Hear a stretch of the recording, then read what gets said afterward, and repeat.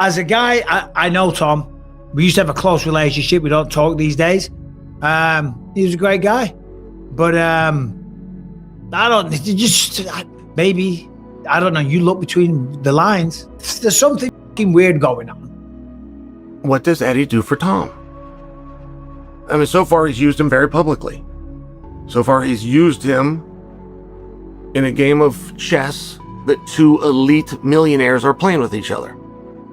Two of our industry's elites are playing a game of chess, and Eddie has grabbed Tom as a pawn.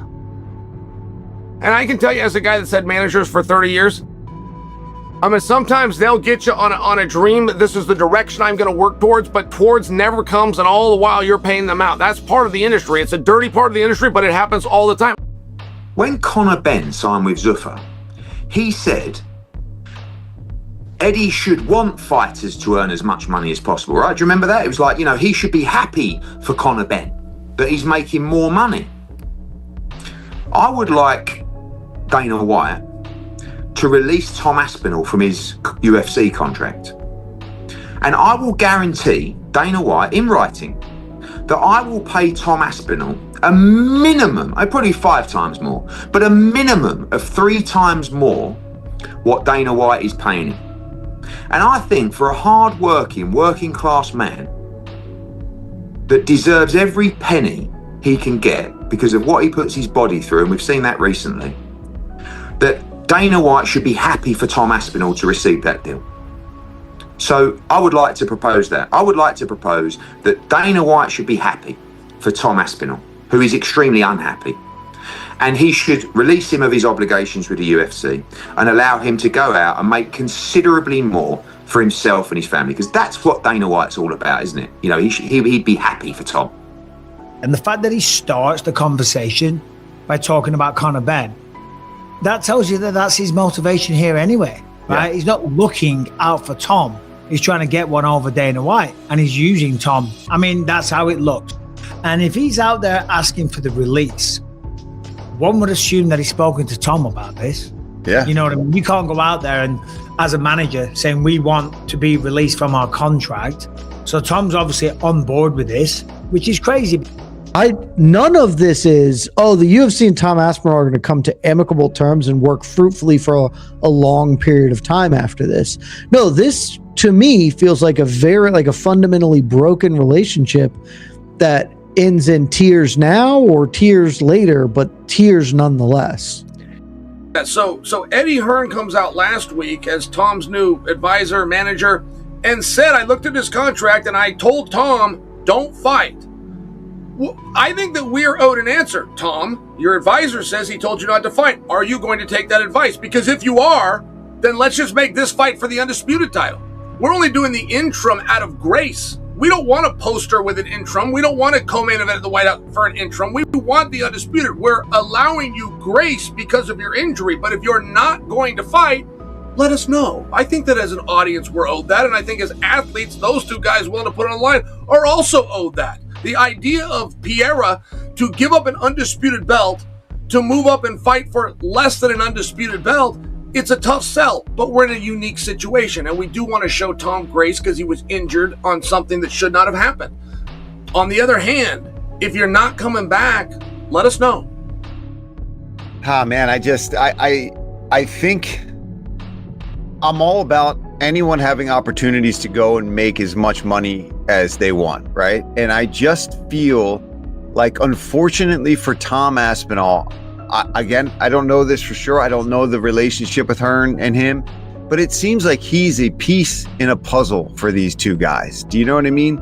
Like right now, unfortunately for him, with all the circumstances going around with Tom and everything that's going on, it feels like he's kind of just getting stuck in the middle of this battle. Mainly more with now Eddie Hearn wanting to prove a point, right? It started with Dana and the boxing stuff between him and Eddie Hearn, which has nothing to do with MMA and any of these guys. And now he goes and gets one of the biggest stars in the UFC and Tom Aspinall and the heavyweight champion, convinces him to agree to all this stuff. And now, again, if he can get released and go make a ton of money, that'd be great. Everyone wants to make more money when they do whatever they're doing. I have a good relationship with the UFC, and I'm happy. I'm honored that they, asked me to be on the White House card. It's going to be huge. And you don't want to make enemies with the UFC. I don't understand how I don't get what people are doing. And I saw that Tom Aspinall signed with the Hearn dude. Mm-hmm. It's like, I don't really know if that's a great idea either. You're gonna have someone manage you that the Dana doesn't really like or something. That doesn't seem very smart. And if you think about it from Eddie's standpoint, being in business with Tom is going to give him access to the UFC world and what they're doing with him and everything else. It's going to be very useful for him to serve as an antagonist towards them. But if you're serving as an antagonist towards the UFC, can you do that while maintaining Tom's best interest within a system where like the whole point is to remove fighter leverage? And I don't know about that. Yeah, I mean, it's funny, but it seems like a dig at Dana, right? For sure. It seems like a dig at Dana, and he's just trying to kind of piss him off. But I don't know what Eddie brings to the table. But here's what I know, though. Eddie is actually competition, because Tom Aspinall, I've heard he's good enough to be a boxing world champion. So if that's the case, you can have him, you can pull him out of the UFC, similar to kind of Francis Ngannou had a pretty big name leaving the sport, and he cashed out on it. But we saw what happened. Tom doesn't have the punching power of Francis Ngannou. Tom doesn't have that threatening, like, I'm gonna outstrike you on the feet. He doesn't have that. And so Francis had that when he left. That's what got him the Tyson Fury fight. That's what got him the Anthony Joshua fight. Tom doesn't have that. So like, you don't expect like, oh, this guy made all this money. It doesn't work that way. I wish it did, but I've been through plenty of these like negotiations and contracts with a bunch of other fighters that have tried to talk to boxing promoters and so forth, and even other MMA promotions. Doesn't work. You gotta stay out of, keep this type of stuff out of the media.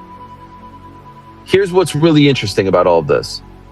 As you guys know, the UFC is the sport for all intents and purposes. I have known many managers over the years that the UFC hasn't liked. And the UFC has said, we're not talking to this guy. So you either figure it out or get someone else.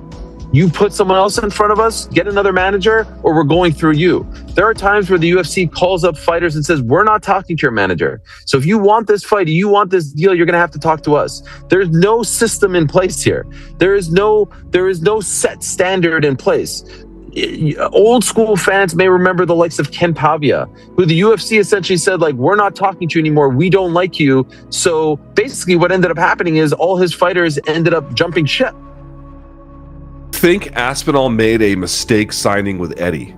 I don't see his end game. We kind of went over this last week. The UFC might get extra petty and ruin his career and contract.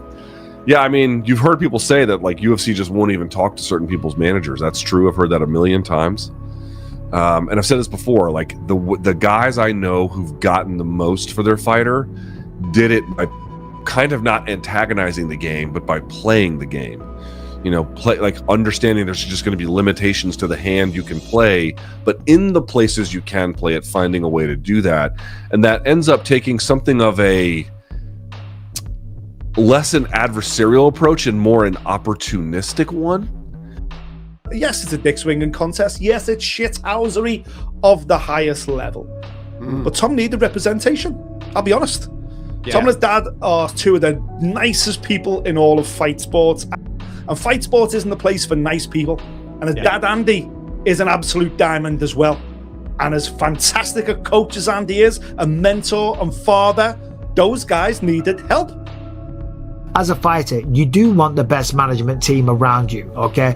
But I don't know if all of a sudden, if Eddie Hearn, and maybe I'm wrong here, and if I am, I apologize in advance, but I don't know if all of a sudden Eddie Hearn just decided to get into the mixed martial arts space and start managing fighters out of the goodness of his heart. Of course, the man is a big promoter. He is well connected. He does have deep pockets, and he could make things happen for Tom Aspinall. When I initially saw this, because remember, back in Abu Dhabi, Tom Aspinall's dad was talking about Tom going over to boxing. I'd love him to have a very highly paid boxing match. And I thought, oh shit, no way. He's going over to boxing. Of course he can't do that because he is contracted to the UFC. But all of this seems aligned with what's been going on publicly. Not really from Dana's side, he's just doing his business and he signed the fighter. Now Eddie Hearn has signed Tom Aspinall, and I can't help but wonder if Tom Aspinall is going to be the one that suffers throughout all of this, because he's basically going to be a pawn on a chessboard that Eddie Hearn's just going to be moving around, just trying to get at Dana White and cause problems and make life difficult for him. You know, Tom can go into out into the other world. He can maybe fight Francis Ngannou. He can try to box. There's not enough traction for any single fighter. We just saw this with Francis Ngannou to really hurt them out. And so I don't think I'd put it at over 50%, but I could be convinced as this sort of continues to develop that, like, they clearly think Tom Aspinall is a headache before this happened. This is not going to have Dana White and company be like, things are going to get easier now. It's probably just going to make Dana mad.